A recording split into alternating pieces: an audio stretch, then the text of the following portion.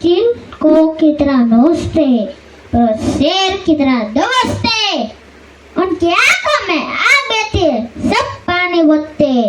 पैसों के लिए छोटी मोटी जॉब हर कोई कर सकता है और गुर्दे में दम आने के बाद सोते। गुड मॉर्निंग બધાને જય શ્રી કૃષ્ણ। મારું નામ ધોરિયા રુદ્ર છે। આજે 15 ઓગસ્ટના દિવસે હું ખેડૂત વિશે બે લાઈન બોલવા માંગુ છું। તે આપણે બધા ભૂલી ગયા છે। મહેનત કરીને જે અન્ન ઉગાડે છે પોતાનું પછી પેલા સમાજનું પેટ ભરે છે। પરિશ્રમને ઈમાનદારીના વસિયાને આપણે ખેડૂત કહીએ છીએ। મિત્ર દિવસમાં 3 ટાઈમ જમવાનું મળી રહેતું તો ભગવાનને પછી પેલા ખેડૂતને યાદ કરજો કે જેના ખેતરમાંથી આ અન્ન પ્રાર્થના કરજો કે ખેડૂત તમારા સુધી અન્ન પહોંચાડે છે તો એના છોકરાઓ ક્યારે ભૂખ્યા ન સૂવે।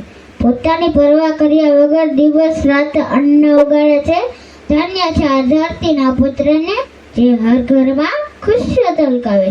વાત સમજમાં ક્યારેય ન આવી કે અનાજ દિવસે ને દિવસે મોંઘું થતું જાય છે અને ઉગાડવાવાળો ખેડૂત દિવસે ને દિવસે ગરીબ થતો જાય છે।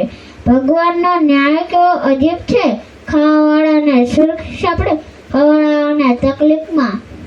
ડોક્ટર, વકીલ, એન્જિનિયર તો ક્યારેક ક્યારેક જ જરૂર પડે છે પણ ખેડૂતની તો દિવસમાં 3 જરૂર। મોર ખાય, ચોર ખાય, ભણે સોનું ભાણું પણ હળકથી કહેતો હોય અંતે વધે ઈ મારું। મોદી કાકાએ ઘણી બધી પહેલ કરી છે, હજુ ઘણું બધું થઈ શકે છે।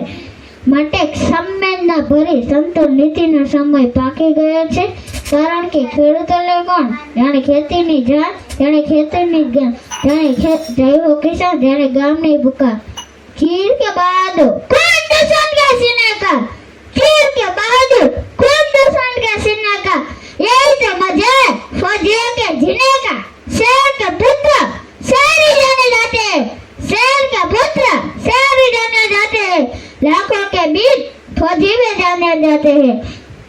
Thank you.